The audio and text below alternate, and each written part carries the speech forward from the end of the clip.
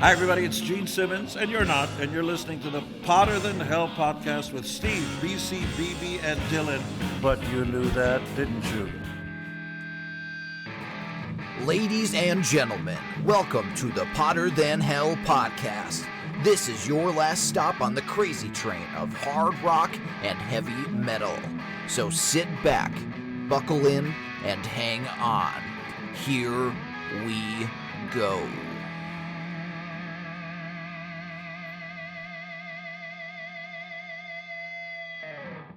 Hello, Potter Than Hellians. Welcome back to Potter Than Hell podcast.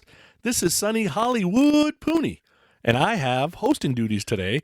And for today's episode, I have with me Steve, only.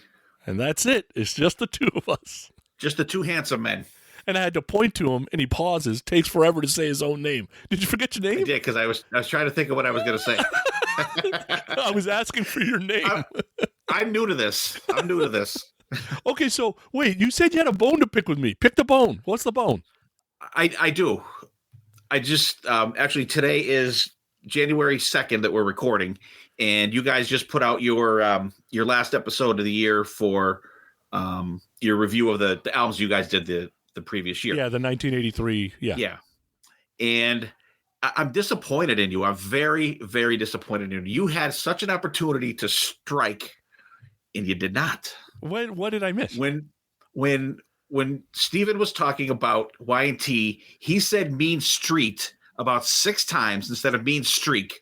And I'm like, how did you not hear that? I'm like, come on, it was a perfect opportunity for you to just pounce. Because he busted his ass about adding S's where they belong and not putting them in where they don't. And then you missed Mean Street. I was like, how did you miss that? So here's what I'm going to say, and Steven's going to tell you I'm a liar, and he's a liar. I most likely, high percentage shot, corrected him several times, and he edited it out. Because he did the edit. Okay. That's the story I'm sticking to. Okay. But you don't remember if you did or not, for sure. I'm always busting his ass, so I'm not actually sure if I did or not. It's tough to narrow it down. Yeah. I'm on constant bust patrol with him. So. I'm like, Mean Street, come on. So Why Mean Street? So, Wrighty, what's new with you? Nothing. Just wrapping up the holidays here. Had a nice Christmas. I was off Christmas Eve and Christmas, and off New Year's Eve. Had a nice dinner with BB and his lovely wife, and some other friends of ours, and my lovely wife, and it was great. Had to work New Year's Day, which is no big deal, and just hanging out. Went bowling today with my son, and not bad. I actually beat him 2 out of 3 games, which is very rare.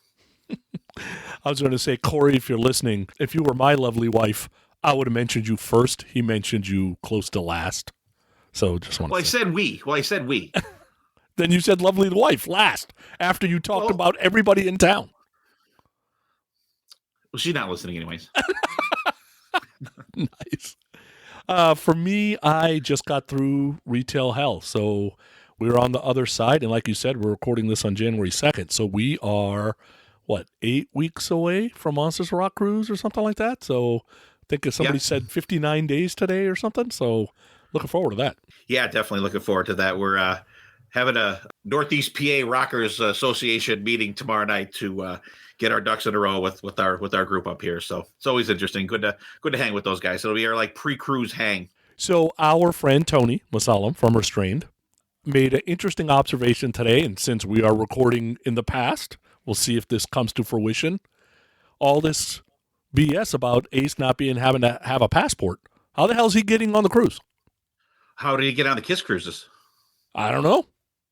Didn't the passport bullshit happen? That's been happening the last couple of years. Kiss, he hasn't been on a Kiss cruise for a while, right? No, he was on the last Kiss cruise. Hang on. Was he? I don't know. I think he was on the last one. Because remember there was all that drama about him and taxes in the UK and blah, blah, blah, and then he couldn't get his passport or some shit. I don't know. I seem to remember last time we went on Monsters of Rock, though, or it was either that or the Kiss cruise, where you don't need a passport, but you have to have 3 forms of identification, but you can't get off the boat or something. Oh, I don't know. I don't know. I think Tony called it. Tony's like, Ace ain't making it. Ace won't be there. Surprised, even if that's just the excuse that's put out there for him not to go. Yeah. Wow. Wow. It would. I mean, I don't care about not seeing Ace. I would rather see his band than see him. That's so mean. Huh? Well, it is. But like I said, we went to see Ace a couple months ago, and I was actually surprised at how good and coherent he was. Very surprised. All right. The songs were played at very close to the proper tempo, especially Snowblind, which has been like a funeral dirge lately. But it was we left there, like me and BC were like, wow, like that was way better than we thought it was going to be. Okay. Which I guess when your expectations are really low, it doesn't take much to make them go up. All right, so let's talk about what we're listening to. What are you listening to? I know you already poo-pooed on my stuff when I texted you yesterday, but I checking out the new LA Maybe EP. It's called Shoutfire. I think it's 4 songs. I enjoyed it. I think it was cool. I haven't really listened to those guys a lot since they were on, I want to say Kiss Cruise 10 they were on. Real bunch of nice guys. I know you guys have had them on Grown Up Rock before, and I'm enjoying that. And one of the albums that BB talked about, I think on our year-end episode, a band called Kill Devil Hill, which I'm sure you hate. The album's called Seas of Oblivion. I just was kind of the other day just looking for something to check out that I hadn't checked out from last year that I didn't get to. So I enjoyed it. It was a little long, though. I think they could have chopped like 3 songs off of there. It was like an hour and 6 minutes. I'm like, that's too long. Some bands I don't mind when they're that long, like Maiden. I love when they're that long, but bands like that, they should have knocked like 3 songs down. And actually today I just had a hankering to listen to some classic Kiss, so I listened to the Des Moines soundboard show, which it was. I think it's actually pretty cool. I like it. I like hearing the different things, and just you're so used to the banter that you hear like on Alive and Alive 2, and then when you hear another show from that era and you hear the different banter, you're like, wow, man, you're just like grasping for shit to say here. That's what I got going. Yeah, that you said I had poo-pooed yours. I like LA Maybe. That EP, I liked 2 of the songs. I didn't. The rest were meh. The Kill Devil Hill. So Steven had me try one of the songs. I think we might have even played it on a Crank It Up. I'm not positive. And I remember, I think you did. The song that I heard, I liked. I was like, oh, okay, this is not bad. And then I let the next song play, and I couldn't jump at the stereo faster to turn it. I'm like, what happened? Steven gave me the only song I would have liked, maybe. All right, so for me, I sent you a couple of these songs. So what happens every once in a while on Grown Up Rock is somebody will mention a band, and I'm like, guys, like that band's got too much stuff. Like I've tried kind of peppering it, just go on Spotify, pick a song, and it's too hard to land on the right thing. You know what I mean? Like even with Hailstorm, they got 5 albums, I think now. Like if you just shuffle and hit a song, you may not get the one that you really want to hear that will get you interested. So Danko Jones is one of those bands for me. I've tried a couple things. I'm like, eh. So on one of the episodes, I said, hey, if anybody wants to send me a playlist, send me 10 or 12 songs. Let me try them and let me really get an idea of what this band is all about. So our buddy Luce from Cobras and Fire sends it. He calls it Danko Spanko. All right. Puts a playlist together. I listened to it. You know what? It wasn't bad. I would say half the songs. When they start sounding like Thin Lizzy, I'm kind of out though, right? And that third song that I sent you was probably... That third song does, yep. Yeah. So 3 songs I sent you were Baby Hate Me, Full of Regret, and You Are My Woman. And I figured you probably like Full of Regret the best, Baby Hate Me second, and figured you thought You Are My Woman is Thin Lizzy. You are 1,000% correct. And I'm like, why is he sending me this song? Because I know he fucking hates Thin Lizzy. And this sounds like it's yanked off of one of their albums. Yeah. And but that Full of Regret was cool. Yeah, right? That cowbell and shit in the beginning. Yeah. That was really cool. And The Baby Hates Me was good too. And I have heard different stuff from him throughout the years. And I'm hit and miss with him too. Yeah. I like some of the stuff. Other stuff, I'm like, it's too Thin Lizzy-ish, I think a lot of it is. Especially that You Are My Woman. I'm like, dude, I'm thinking for a second that they were covering Thin Lizzy. Because I'm like, why is he sending me that? He's got to hate this song. I just want to make sure you were hearing the same thing I was, and you were, so that's good. I was. Oh, absolutely. Yeah. I was going to text you, but I'm like, we'll just talk about it tomorrow. Yeah. All right, so let's get to the episode. This was Wrighty's idea to give his co-hosts a break. So we are going to today discuss Y&T's third and fourth album, Earthshaker and Black Tiger. So let's start with Earthshaker. So just talk a little bit about the history here. So we're past the first two records. London Records decides in 1978 to dump all of their rock acts. They've now, Yesterday and Today has now adopted the moniker Y&T versus the old sounding Yesterday and Today. They're going to survive in the clubs from like about 78 to 81. So they're playing clubs in the Bay Area and Los Angeles, kind of up and down the West Coast. This is why so many of our 80s guys love Y&T, because they were on the Sunset Strip playing every single club you could think of, and then coming up to the Bay Area and playing every single club you can think of.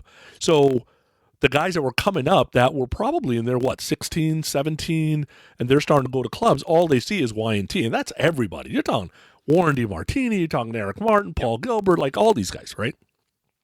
So you could see them anytime you wanted. Jerry Moss from A&M Records, the M in A&M Records, gets talked into seeing him live one day, goes to see him at maybe the Whiskey, I'm not positive on that, and basically signed them on the spot. So Earthshaker is going to be an A&M Records release. You know, they had 3 or 4 years in the clubs to kind of hone the songs in. So this was like kind of the rebirth. And think about how much music had changed between 78 and 81, especially in rock, right? Right out of the gate, Leonard Hayes and the producer Bob Shulman didn't get along because Leonard wasn't playing in time, and he's the drummer. And Bob had a major problem with that.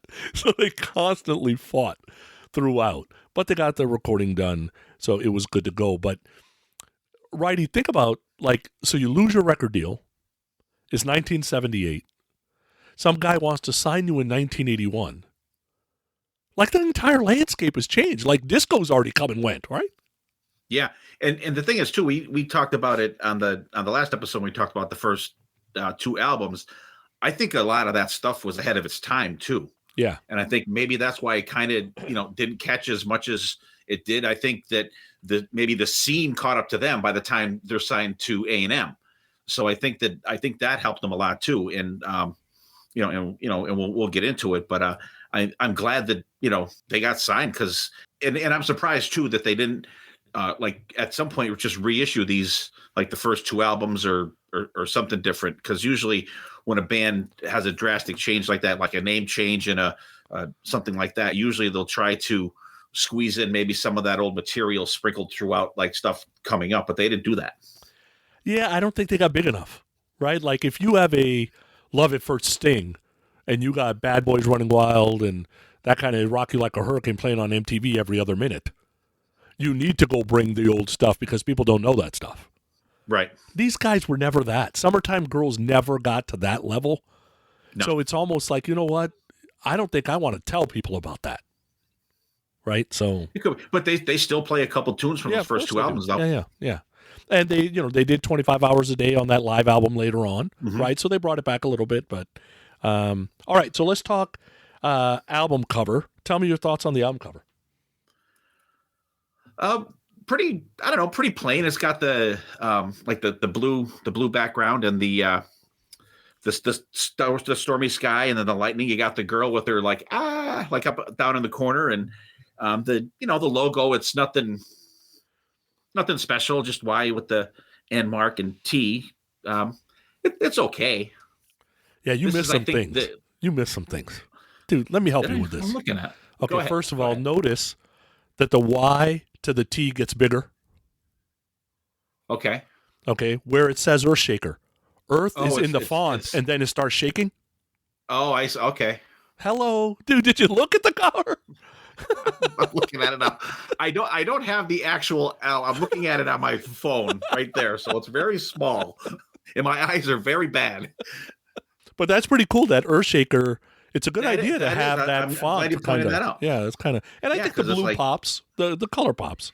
Yeah, it does. It's comparatively to what comes up. Yeah. This is plain, but it's it's not bad. It's essentially their first effort on a major label. So I'm sure they're just going along with whatever's thrown at them at this point. We're happy to have a new record deal and let's get this shit out there. Yeah.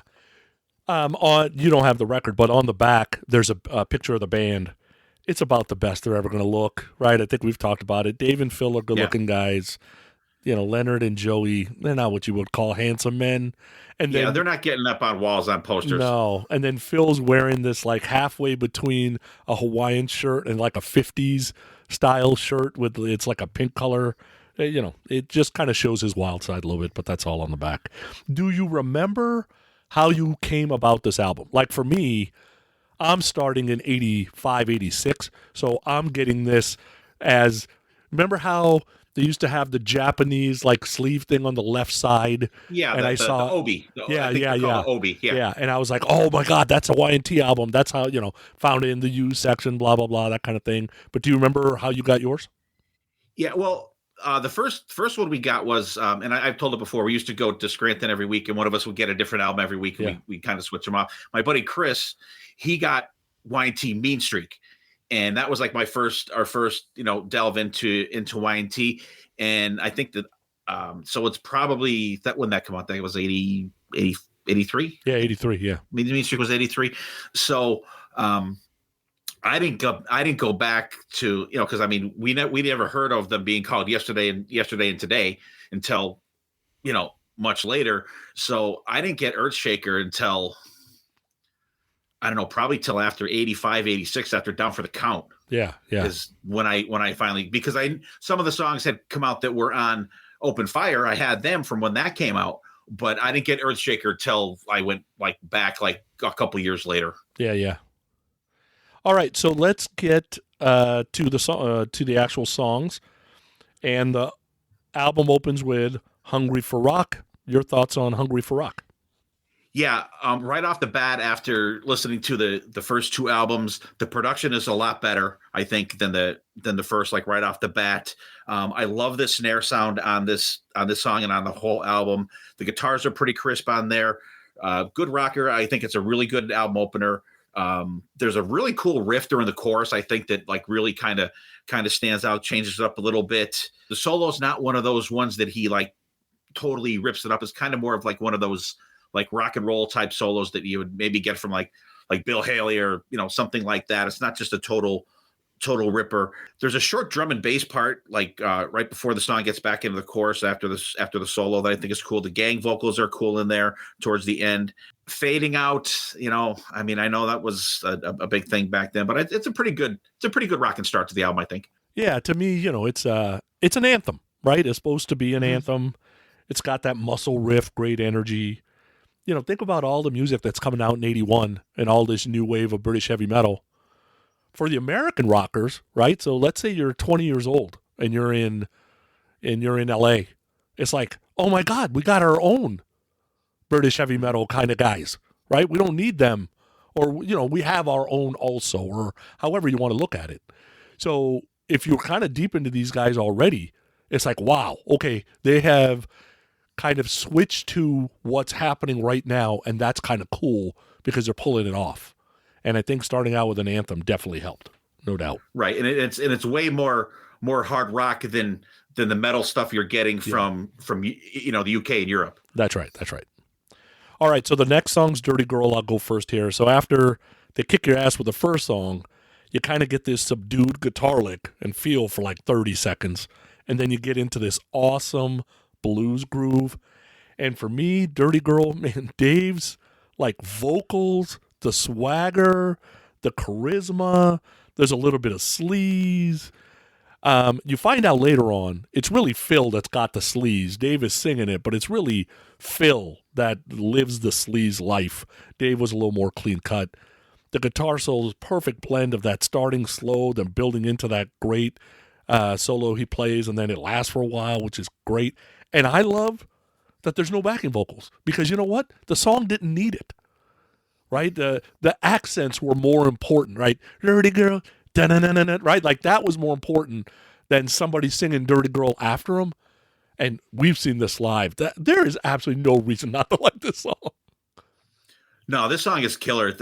And it is like you have that rocker right at the beginning, and then you get that dun, dun, dun, dun, that has that really cool build in it. I think that it sounds great. I love Dave's cadences during the vocal cadence during the verses, I think is really cool. Like the dirty girl. I'm not a huge fan of that. For some reason that doesn't grab me. Maybe I'm opposite you. Maybe I think it maybe needed a little. Oh, okay. Little backing vocals there, but I mean, other than that, but I liked how the guitars have like a choppiness to them, you know, and I do like that they are a true 4-piece with 2 guitars and bass and drums, so that you have that fill during the solo. You have that, you know, that guitar in there as well as the bass and the drums and it makes it even better live because you don't get that. Sometimes, you know, if it's just like a power trio or whatever, or trio with just a singer, you get maybe a little hollow feel to it when they do the solos, especially if you're used to it on the album and you get it live. But I think it feels good. The solo is cool. It's like it's somewhat the guitars get a little softer, but then there's a great build in there, and it's great. But like as the solo goes along, it literally gets louder in your headphones when you're listening to that, and the solo is great. I remember the first time I heard this, I heard it on I don't know if it was a live bootleg or what, or he saw like an old VHS or something like that, and I was unfamiliar with the song, and I'm like, wow, what the hell is this? Like, because this is one that he will extend the solo somewhat live, and I was like, wow, I'm like, holy shit, this is a really good track that I hadn't heard before. So it's always been one that I've always kind of, when I hear it or see it live, it kind of takes me back to that, and I'm like, yeah, this is a good one. And I'm going to say something that's going to piss a bunch of people off, but you know, so be it. This is to me where the differences are between this type of music and like punk music, right? Punk music has got his space. Yes, there's an aggression to it. Yes, it's supposed to be sloppy. It's supposed to be fast. It's supposed to be angry. They do start, stop, right? Got it. But dude, to play this song live, Dirty Girl, da-na-na-na-na, hot on your, you wear me out, da-na-na-na-na. Like when you, all that shit going on and it's got to happen the right way and the groove's got to be there. And you see it live and all 4 guys are moving. It's like, fuck, these guys are good. These guys practice. Right? And I don't know any punk band that can do that. No. And you know, that may be the first time you've heard punk and Y&T mentioned in the same sentence too. You know, and you know, there's some punk stuff that I like. I mean, I don't even own a punk album, but there's songs that I'm like, okay, you know, that's okay, you know. But it has its place, but it's not this. It does. Yeah. I mean, it's not what I go to at all, but this is what I go to is this kind of stuff. Yeah. All right, let's go to Shake It Loose. Tell me what you liked about Shake It Loose or maybe didn't like. No, I'll tell you what, I'm not crazy about the fade outs. For some reason, I've been on an anti fade out song. Yeah. What's with you? What happened lately? I don't know. I just, it bothers me sometimes, but I like this one though. The guitar sound is very 80s. I think they nailed it. I mean, it's nailed just perfect for the period that this is out. There's awesome lead fills throughout the solo. Now we're getting a really good cranking solo on this one. And this, like, and I'm listening to this album, I'm going like, how is, and I know I said it in the last episode, how is Dave Meniketti not in that conversation, not in that guitar player conversation? Especially, you know, we talked about that on the first episode. He was killing it, even though the first 2 albums weren't great. The guitar playing in there was awesome. But, you know, I mean, everything wasn't, you know, gelled together like it is now, but it's finally coming to fruition on this album. And this one's good. It's not a favorite track for me on the album, but it's good. It's a little better than filler for me. Yeah, to me, Shake It Loose, you know, the song's a little peppier, probably heavy enough to bang your head, funky enough to dance to. The verses are super hooky. I don't like the chorus. And that whole shake, shake, shake, shake, shake. I'm like, what are you doing? Like, well, they're Earthshaker. I know that's bad, right? Like, it's not a great song. It has a good groove and blah blah blah. I don't run to shut it off, but it doesn't make me smile when the song comes on. Let's put it that way. No, it's just one that kind of like it's over. You're like, okay, next. Yeah. All right. So talking about next, we got Squeeze. So great riff, great melody. Phil singing this one, the bass player. Sounds pretty good on lead vocals. Always went off good live. Song feels very fast way, dare I say almost Motorhead. But, Motorhead had a much shittier singer, so it's not that bad. The screaming that Phil's doing when he's singing, that's probably why Phil is singing the song, because Dave is not going to do that screaming.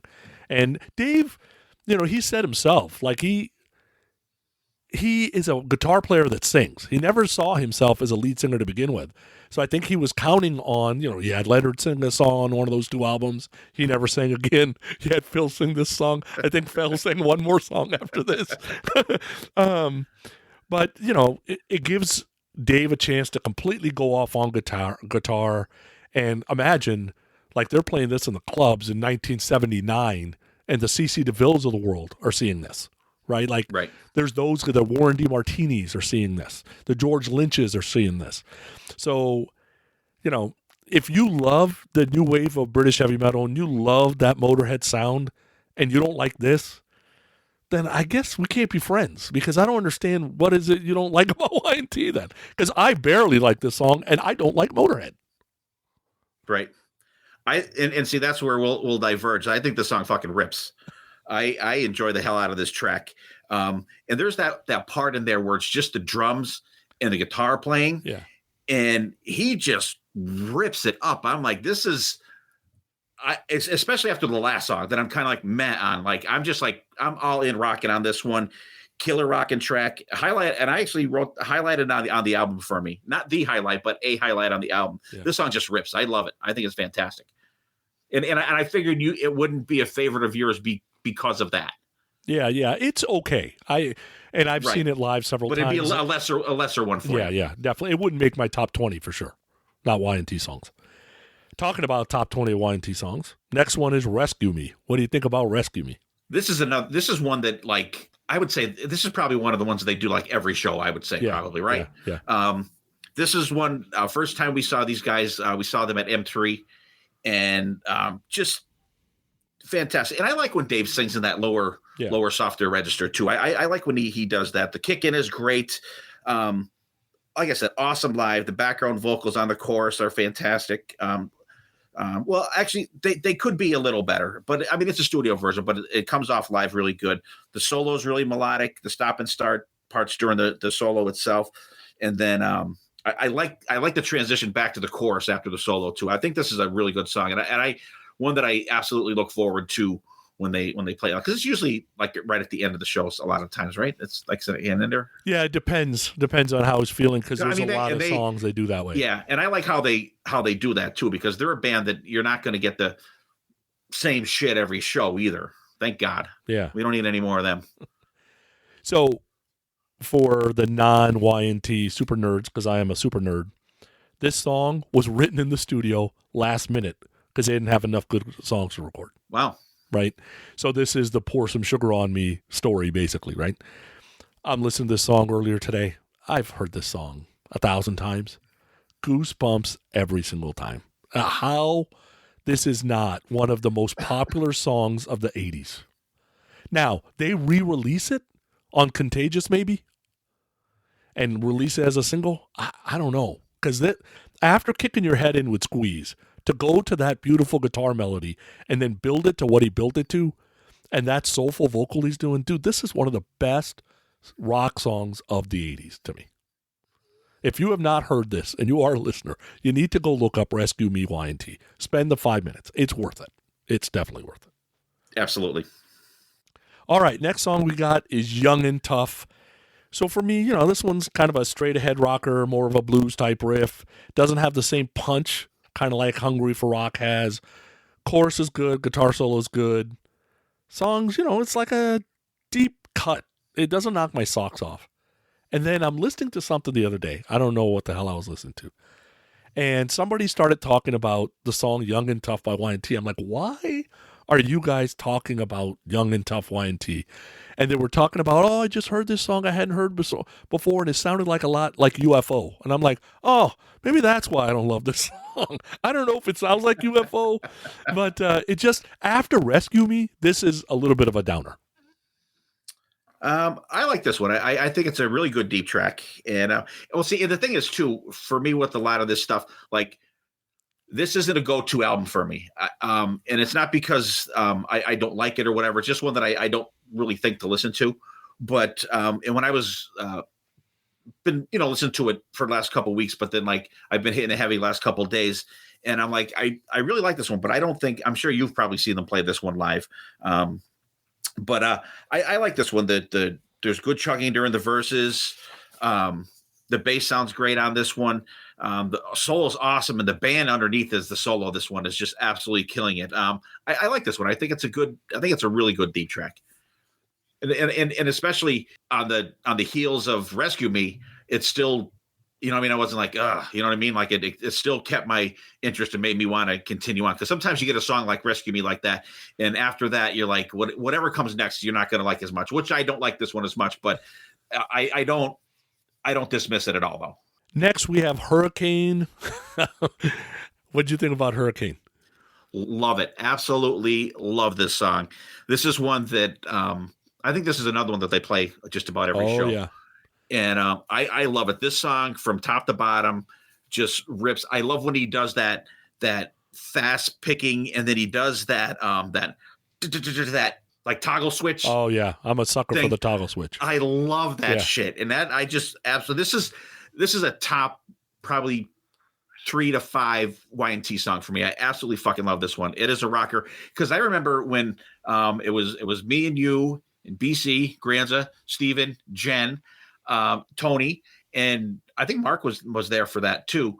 And when we saw them at the first Mork that all of us went on, the pre-party, we rocked the fuck out to Y&T. And this was one of the songs we were just like idiots jamming out. It was awesome. This is one of those songs that just blows me away every time. Absolutely love it.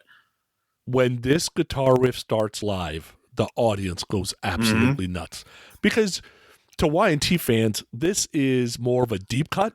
This is like, that's my band playing a song not a lot of people know, kind of thing. Right.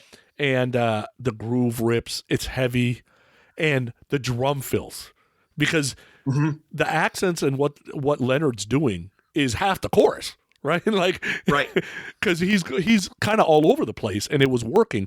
I can imagine Bob going, all right, that works. Can you please play it in time? Like, it goes 1, 2, 3, 4. Come on. Like, it sounds so good when you play it in time. It'll be like, what is it? Eddie Kramer or Bob Ezra with Bang in the Box for Peter Criss. Yeah. Keep in time. But like you said, right, the toggle switch, the speed, he was playing blues earlier, like, it's the versatility of his guitar playing. And this is, this one of those songs that shows it. Next we have Let Me Go. And to me, this one was most likely written to kind of be a radio hit. Kind of has a Foreigner feel to it. Chorus is a little more simple. The backing vocals work.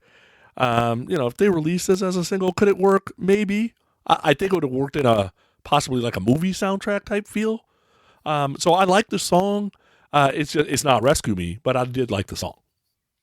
Yeah, this, I absolutely love the chorus on this song. That Let Me Go. I that's been an earworm for me for like the last 3 days. I've just been like, I literally woke up this morning and that was Let Me Go was in my head when I woke up this morning. Really cool. But like the solo's nothing crazy in there, and it does. It seems more. I don't know if you want to call it more subdued to maybe be, something that they put on the radio, but it wasn't a single though, right? No, it wasn't.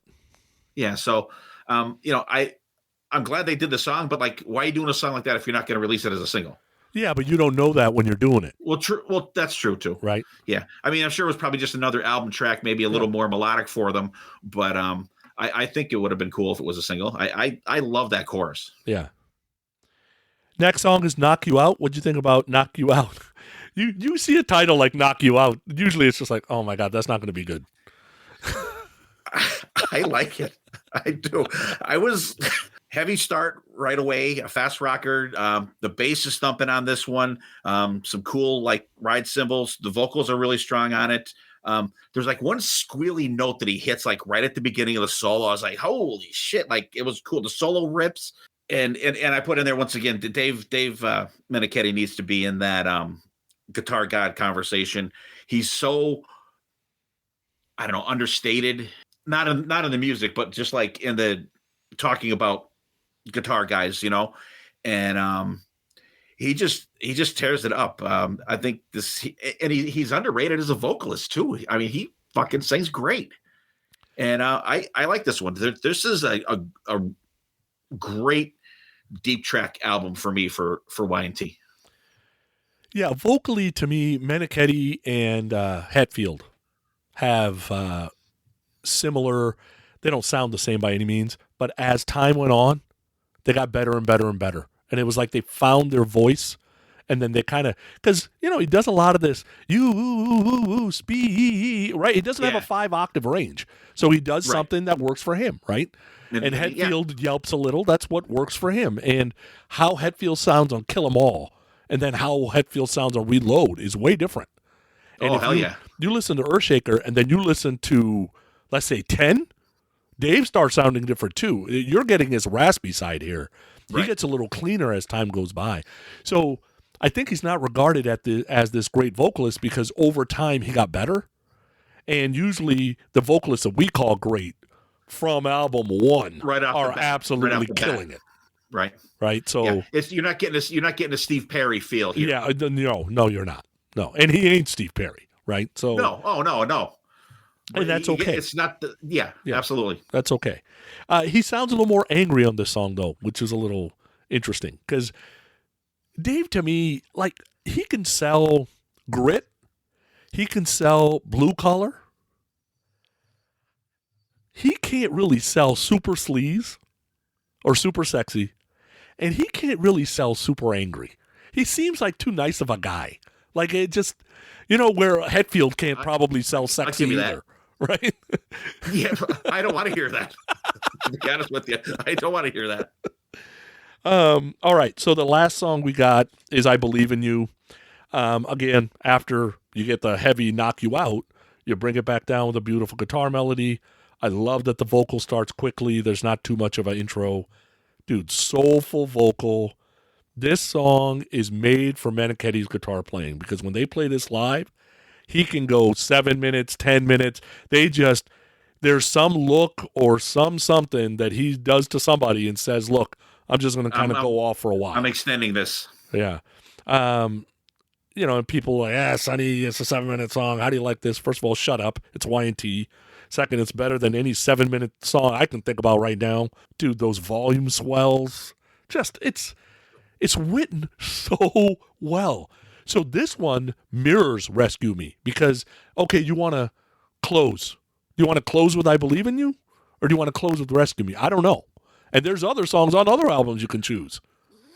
That's a coin flip. Yeah. And they'll do that too. Like they won't end with the same song. You're not getting Rock and Roll All Night every end of the show. No. Not even with Summertime Girls. They won't do that. They'll come back. A lot of the times, Summertime Girls is either the first encore or the last song before the encore, or it's the middle song in a 3-song encore. But it's never at the beginning, and it's never at last. At the end, yeah. Right. What do you think about I Believe in You? I think it's great. This is always a great live track. And it's not a rocker, you know what I mean? It's not, but there's so much in this song. It's epic. It kicks up a little bit for the chorus. It is. It's epic. And like you said, those volumes, knob swells, I think is just, I love it. Like it's one that you can hear it and just kind of skip back a little bit and hear it again. But he tears it up. And at the end, the band just like comes in and they're killing it too.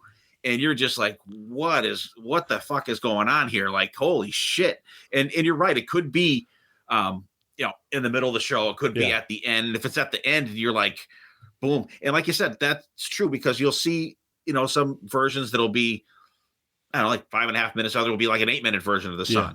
And I know Slash does that as well.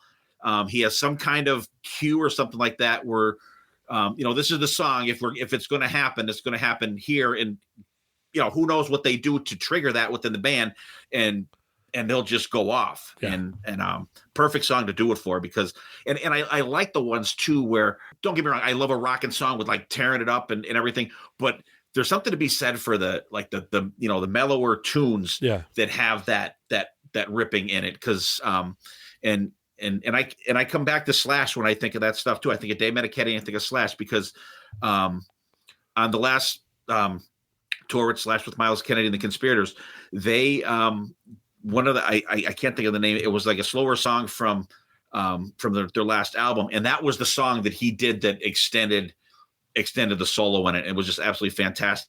And this is I would be pissed if I saw Y&T and they didn't play this. Yeah. I'm with you. All right, so that finishes our first album of today. Give me your final thoughts on the album.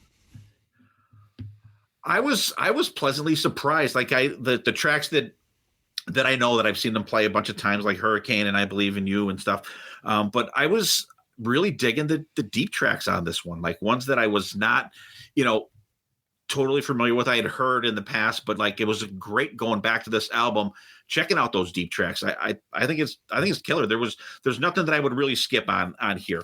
Like I said, the only one, Shake It Loose, was the kind of for me, but everything else I liked. And even like Squeeze, like just the up tempo stuff. I think they do that really well too. Yeah, for me, this is the Y&T I love, right? It's a little more hard rock than it is blues, great melodies, killer guitar, all around, incredible music to listen to. Like, to me, basically, those first two albums, Yesterday and Today, does not exist to me, right? Like, I really don't listen to it at all. I'll listen to Alcohol every once in a while, 25 hours a day, I'll get it on that live album, and that's really about it. I don't really listen to those two first albums. But if you're listening to this for the first time, you don't really know Y&T or this part of Y&T. If you give Rescue Me, Dirty Girl, I Believe in You, and Hurricane a chance, you may be very, very surprised, because then you will be very interested possibly in listening to the rest of Y&T.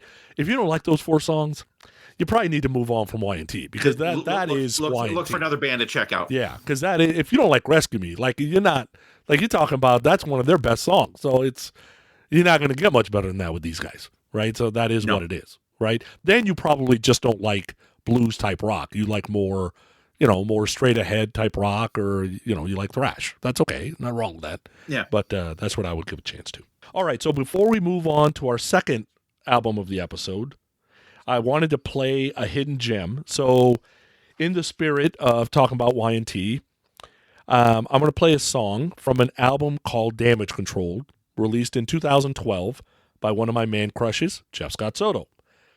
Yes, the song is a ballad, but it connects to the episode because Dave Meniketti does the main guitar solo.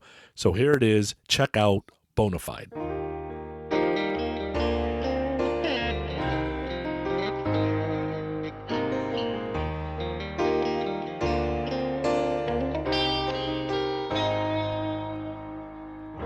It's like a broken taillight, 'cause you can't see behind. It takes someone to pass you and pull you aside.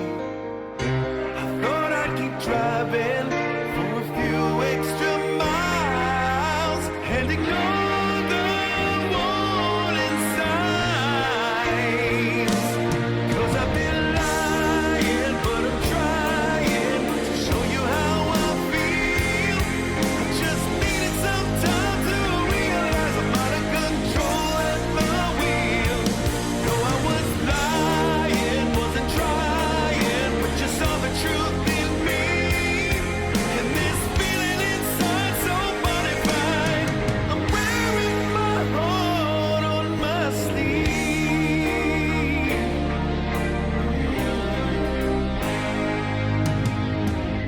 I'm sorry that I made you feel lonely by my side. The thought of coming clean has left me tongue-tied. Wait, I couldn't risk losing and hurting my pride. I can't keep letting it slide. 'Cause I've been lying, but I'm trying to show you how I feel. I just needed some time to realize I'm out of control at the wheel.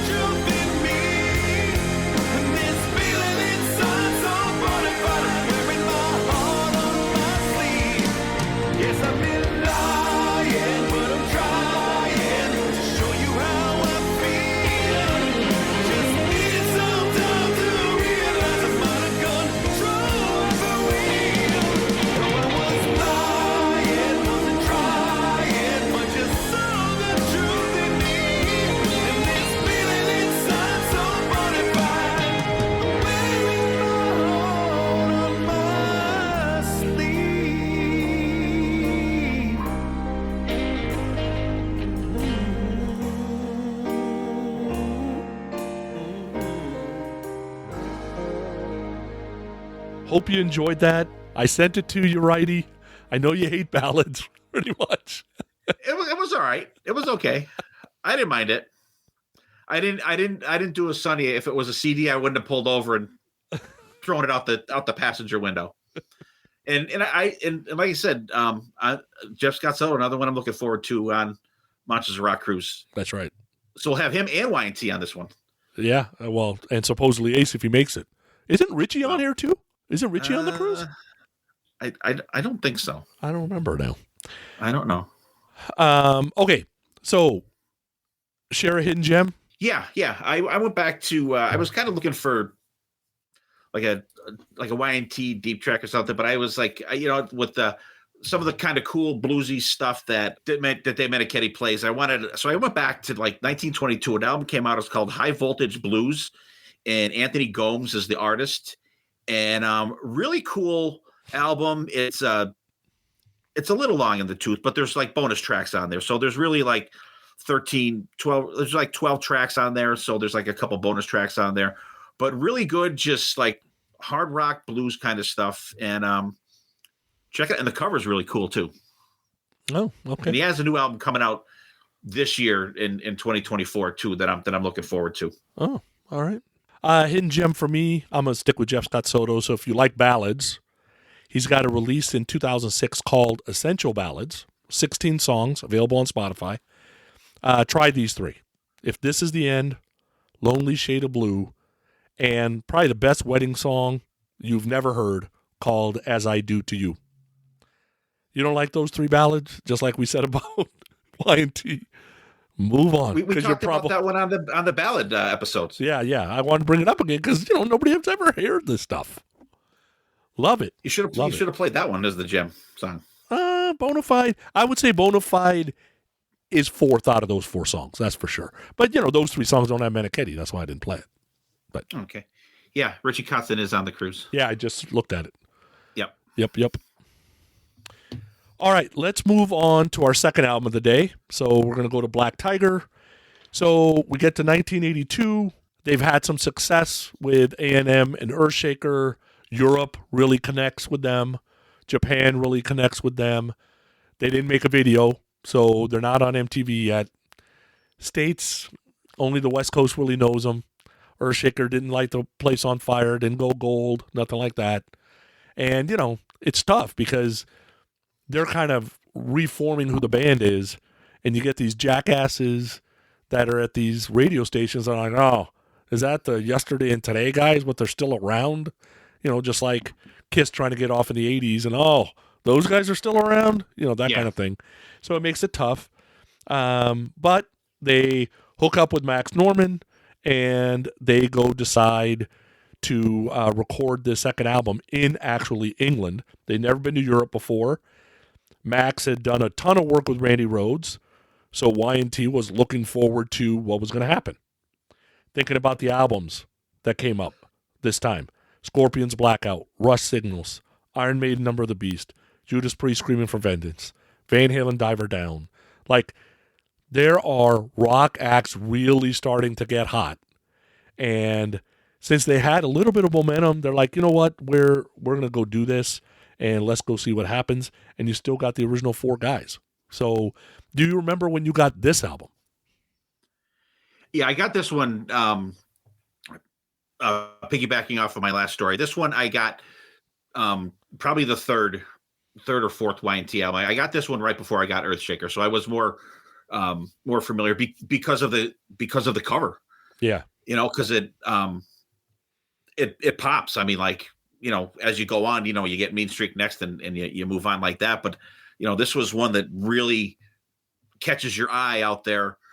In the record racks back then, and so that this one I was a little earlier on than I was on Earthshaker. Yeah. Well, let's talk about the cover, because John Taylor Dismukes is the one who did the cover. This guy's done stuff for Foreigner, Grateful Dead, Steppenwolf, Charlotte's Web, Star Wars.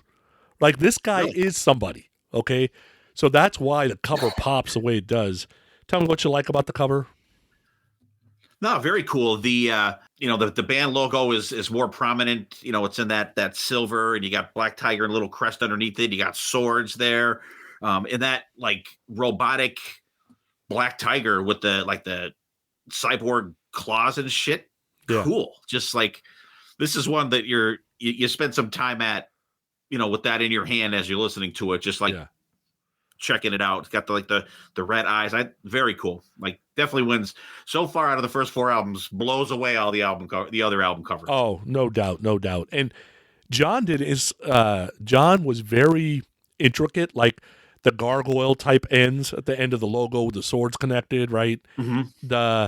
There's a yellow wire that's exposed off of one of the paws, like the tiger is just about to absolutely go ape, right? So like he's energized. Yeah, it feels like something big is about to happen, kind of like this tiger's, kind of breaking out. So that guy did a good job. Remember, when that tiger's chasing, you only need to be faster than one person. That's right, you. All right. The back pictures. I choose not to run. The back pictures are very artsy, and that's because they're not what you call handsome men. So it's probably like these guys are not Bon Jovi, right? That's just how it is. But neither were the Priest guys, right? Neither were the Maiden guys. You didn't need to be. But if you were, then okay, you're going to be on the cover like an Aldo Nova or whatever. But otherwise, there's other ways to do it, right? You're on the back or the inner sleeve. That's right. Now, what's interesting, and it happened on both albums, it happens on Earthshaker and it happened on Black Tiger.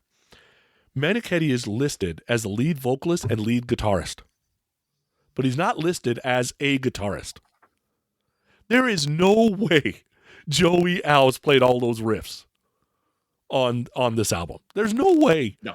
He played some, I'm sure, but that's got Meniketti written all over it. So I don't know why he's credited that way. That's a little weird to me. And it only happens on Y&amp recordings. So I wonder if there was something about Joey gets paid X if he's got his name a certain way or something. I don't know. Could be. Yeah. Could be. I don't know. All right, so let's get with the songs. From the Moon starts, and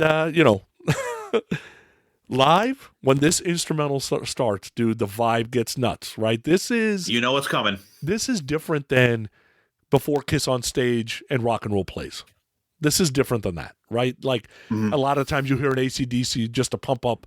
They're using their own music to pump it up. And that's different to me because the core fans are like, oh my God, okay, we're ready to go. Right. Let's go. They hear From the Moon. I love that it's short. I love that there's a couple of guitar parts that are like laid over each other. And this was really a Joey idea. It was supposed to be, I think later on they kind of looked at it like a Hellion to Electric Eye type of thing. Right. I was just going to say that. Yep. I think that's by mistake. I don't think that was by design. I think it's more coincidence. But Max Norman did have something to do with Judas Priest, so maybe it's not coincidence. I don't know. Yeah, I'm not sure because I think Screaming for Vengeance, it did come out in 82 as well. Yeah. But I think it came out a little earlier. But I don't. It may just be a coincidence that it's on there. Yeah. So, what do you think about it cool, instrumental? It's cool, right?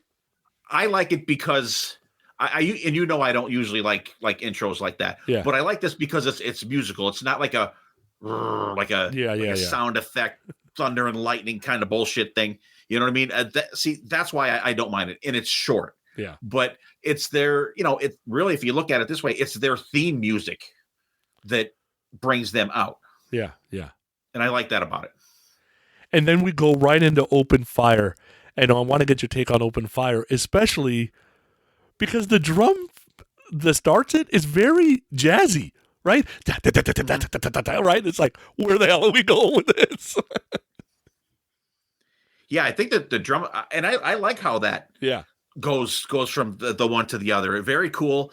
The guitars are crunchy, but like I noticed, like right off the bat, the production isn't as loud on this as it is on Earthshaker. I don't know if that's a streaming thing. I've never listened, like put one on vinyl. Actually, I don't have Earthshaker on vinyl, but I've never noticed that it's slower on my vinyl copy. You know what I mean? Because if you listen to it, I know you use Spotify, but I don't know if it's the same on Spotify as it is on Apple Music. But the production and the volume is lower on Black Tiger than it is on Earthshaker. The vinyl, the production's good. Yeah, on the vinyl, the production's a little more compressed on Black Tiger anyway. and Earthshaker's a little more raw. I think that's a Max Norman trick to try to get the Right. instruments a little more together. Yeah, it's like a warmer sound Yeah. than Earthshaker. But I mean I like it. There's nothing nothing wrong with it. Fast paced song, and like I said, this song I knew from the Open Fire live album that I had before I had this one as well. But this song just rocks, and and you're in the period too of music where everyone's writing about rocking. Everyone hungry for rock. Let's rock. We'll open fire. We'll kill the stage, and but and I know that a lot of that shit gets made fun of now. Mainly your two co-hosts on ARC. Because if you don't want to cut your own wrists and shoot up heroin, you're not listening to the right music.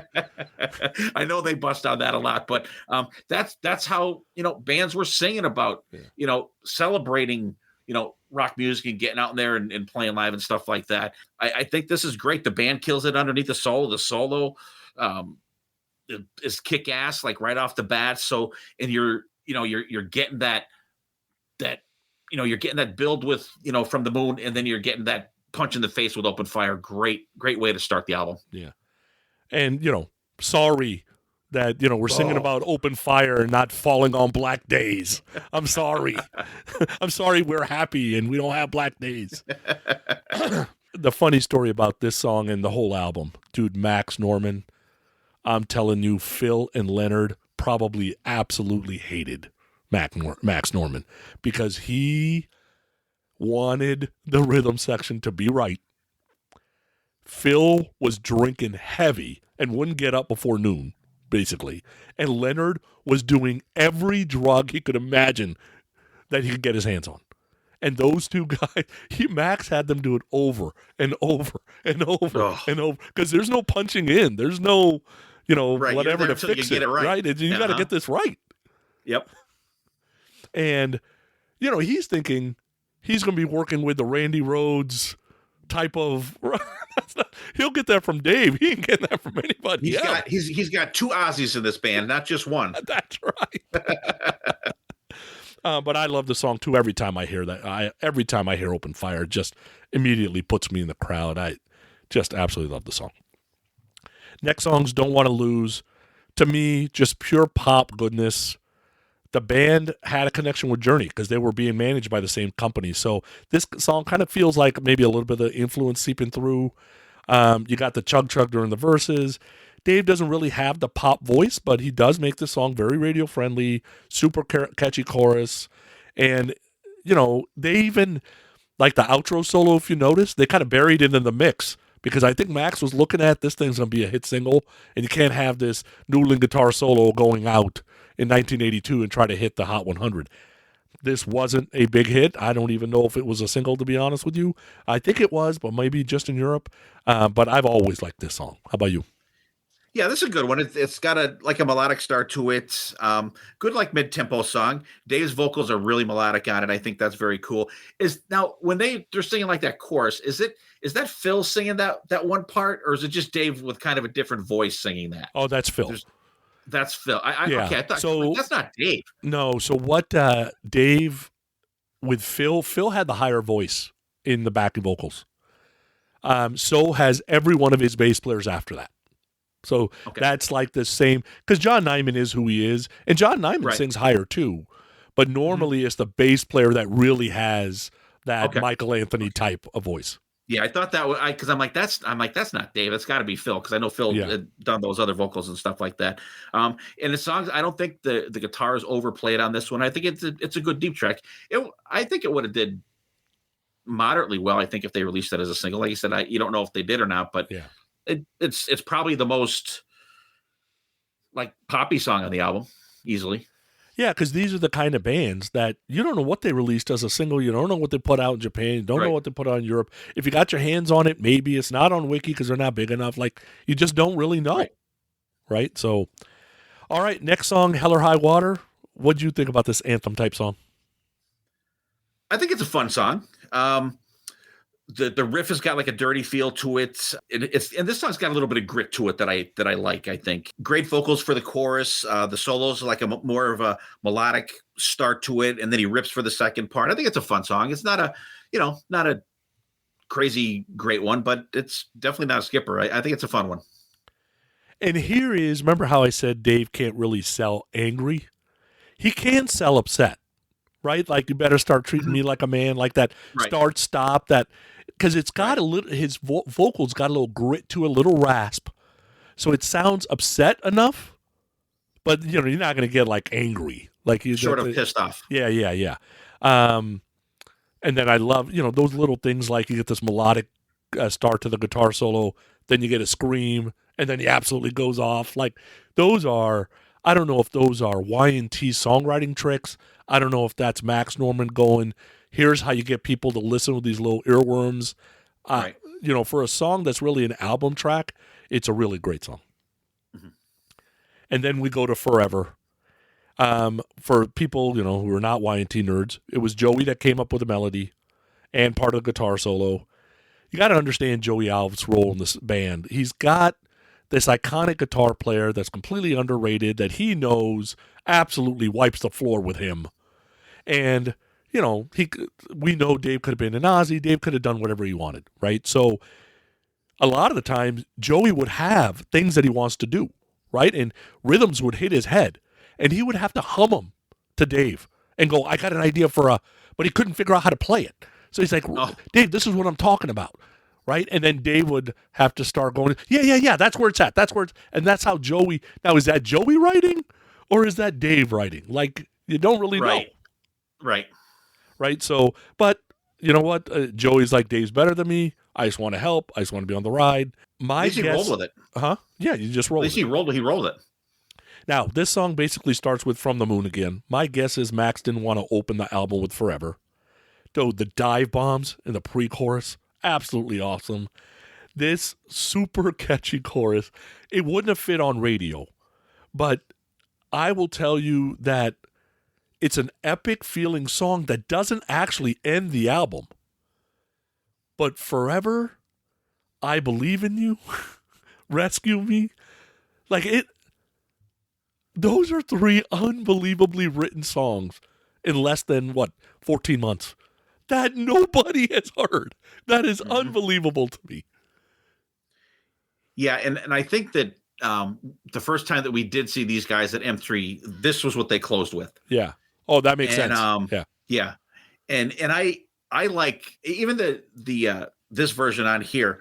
When he does that hot, you get that little whisper in there, and then they do it later in the song too. I think little cool things like that kind of catch my ear, but absolutely live staple. This is another one I would be pissed off if they didn't do. I think any Y&T fan would be as well if they didn't play this.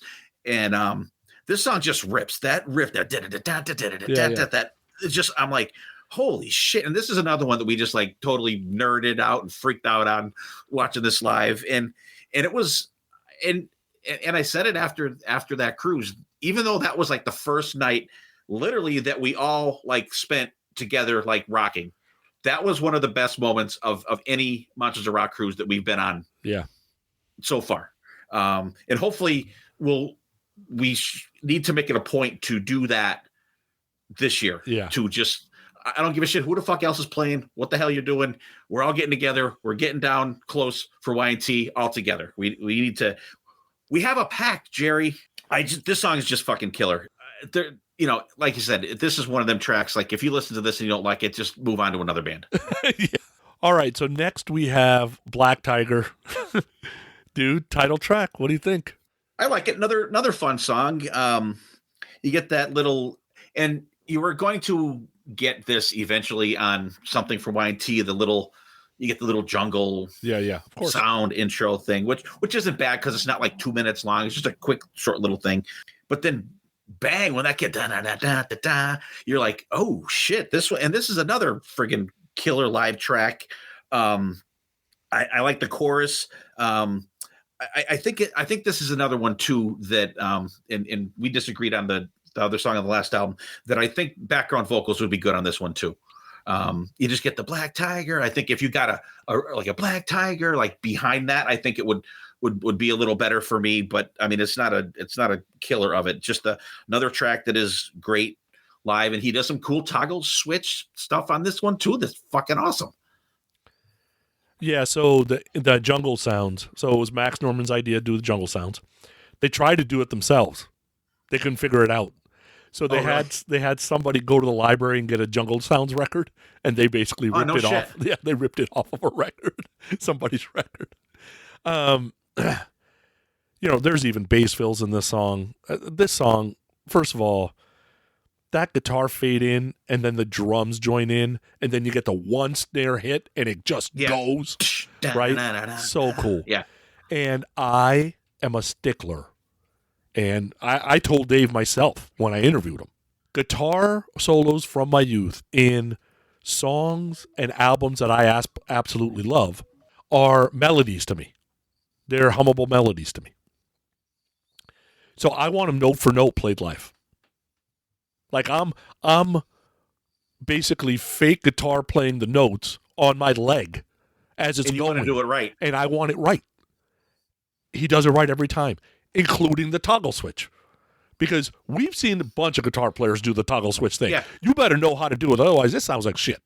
It does, yeah. Right? You can really make something sound like shit And doing that. there's only wrong. two people I've seen to do it. or in a wrong spot. Yeah, there's only two guitar players I've seen, in my opinion, that do it right. Dave and Ace.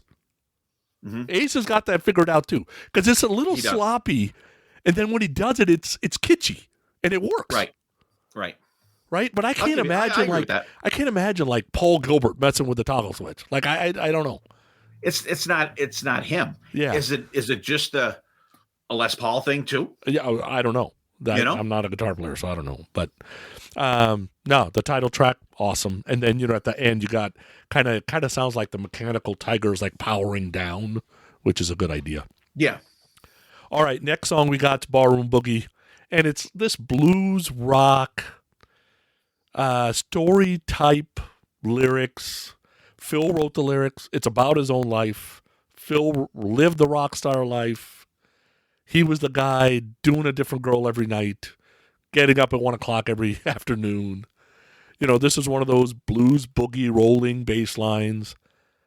I love this song so much. And these are the type of songs that made me go and check out blues players, period. Right? I'm like, oh, okay, well, if they're kind of cool stories that you can have fun with, and they're humorous, right? That they don't take themselves too seriously, that's kind of cool. And there was a lot of these type of songs in blues and rock, especially in the 80s, that I kind of got into. And then, the lyrics, dude, the lyrics are absolutely awesome.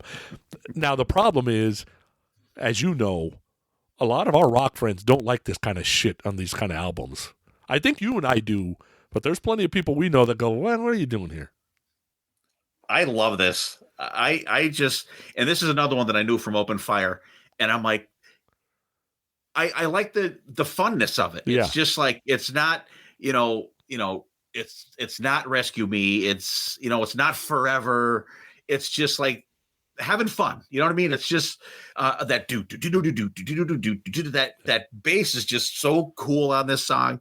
It's like the hookup song, like was it the Bride of Frankenstein? He calls her, and she drank everything but the barroom sink. Just a fun song, but it's great. You know what I mean? It's in a good spot in the album too. You just got your ass handed to you from Forever and Black Tiger, and then now you get a little breathing space too with a fun song here. And these kind of sleaze blues that shows up a lot in Y&T albums later on. Like later on, there's songs about, oh, I'm sorry, I put my foot under your heel. Like, stuff. It was all Phil writing the lyrics about basically his life. Like, Dave would go into the studio and Phil, what happened last night? And he would just start writing shit down. Like, that's what it was. Thanks, Phil. Yeah, that's right. All right, next. Maybe when they go to do an album, listen, we need a Phil track on this album. What do you got? What'd you do this week? Yeah. All right, next we got My Way or the Highway. What'd you think about this kind of anthemic song? It's not bad. It's got like a convoluted feel at the beginning there. Some cool guitar sound on this one. I like how Dave sings this song. It's kind of different kind of vocal feel to it for me. Like almost another one that not exactly like the last one, but it's got more of a spoken word storytelling type vibe to the way that he presents the song vocally. The chorus is good, kicks up a little bit for the solo, but the solo, god damn, like it's melodic, but it's ripping at the same time. And I like how he does that. Like you get both of those flavors in there. Great deep track. This is another one I've never seen them play live. I've maybe seen it once or twice. Again, blues rock, starts with the bass and drums, Dave singing, lyrics like I'd lift the girl skirts just to show I could. That wouldn't fly today, but fuck, it's 1982 here.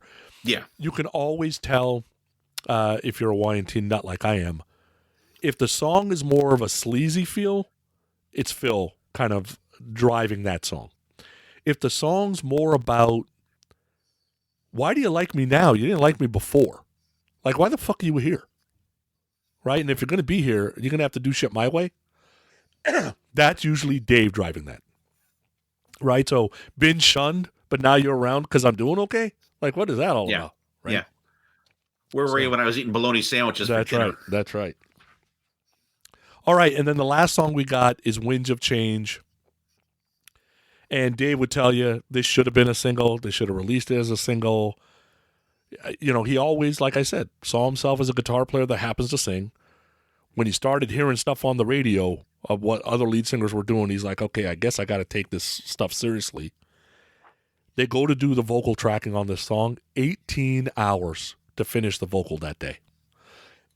He couldn't get it right. That's a long day.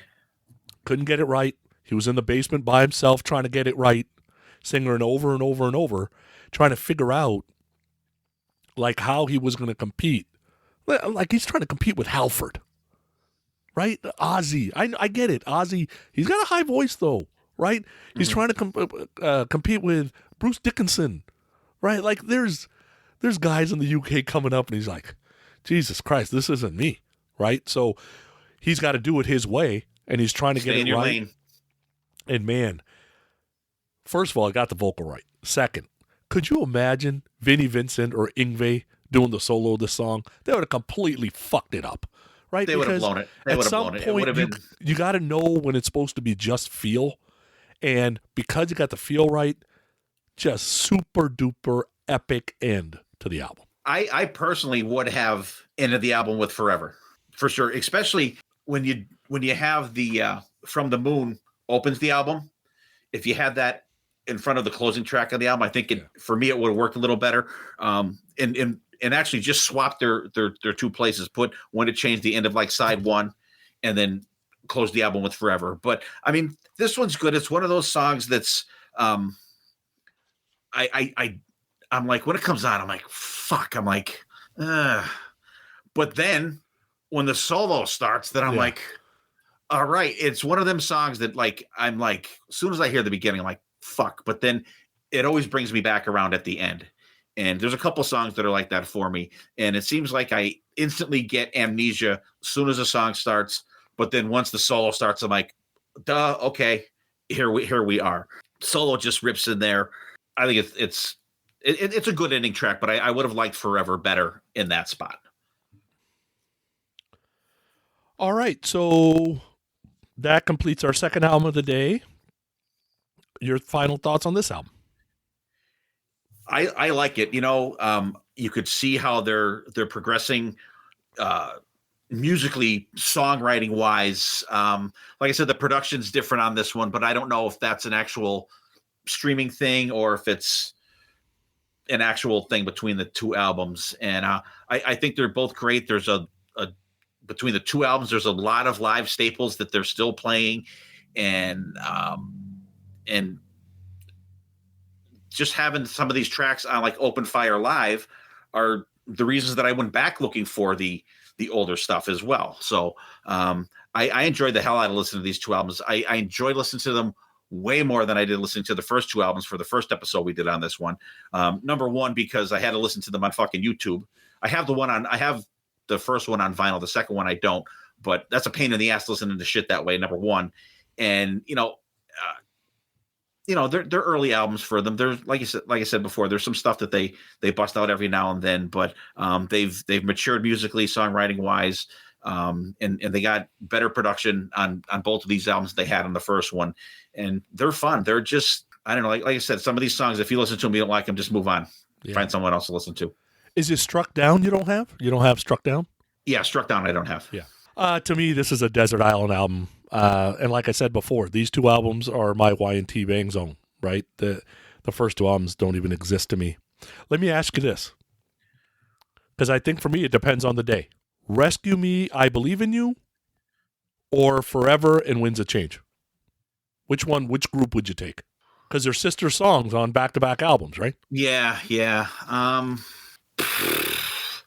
I think mostly I would take Rescue Me and I Believe in You, I think, because I like those two songs and Forever better than I like Wind to Change. Yeah. Yeah, today I would say Rescue Me and I Believe in You also, but it depends on the day for me. All right. They better play them live. So that's it. That's 2 albums. Thank you for letting me host. Always a good time. I'm a huge Y&T fan. Doing this is super cool for me. A big thank you to the listeners for listening, sharing, downloading, and thanks for just, listening to our episodes. Hope you enjoy this one. Take care of yourselves and each other. Be excellent to each other. And we will see you next time. And there definitely will be a next time.